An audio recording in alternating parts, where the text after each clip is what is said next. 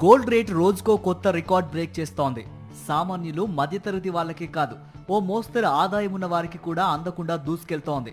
Bullion మార్కెట్లో తులం బంగారం ధర ఏకంగా 1,16,000 దాటింది.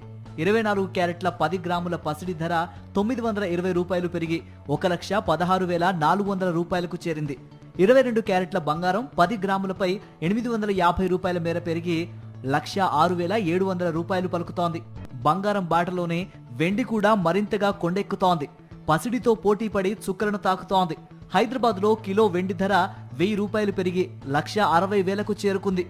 అంతర్జాతీయంగా నెలకొన్న అనిశ్చిత పరిస్థితుల నేపథ్యంలో స్థిర ఆదాయం సమకూర్చే కమోడిటీ మార్కెట్ల వైపు పెట్టుబడిదారులు మొగ్గు చూపుతున్నారు. బంగారంపై పెట్టుబడులు పెట్టడానికి ఇన్వెస్టర్లు ఆసక్తి చూపిస్తున్నారు. దీంతో పసిడి పరుగులు తీస్తోంది. ఇక దేశంలో పండగల సీజన్ ప్రారంభం కావడం కూడా ధరల పెరుగుదలలో కీలక పాత్ర పోషిస్తోంది. ఈ ఒక్క నెలలోనే 10 గ్రాముల బంగారం ధర 12,000 రూపాయలు పెరిగింది. వెండి ధర 26,000కు పైనే ఎగబాకింది.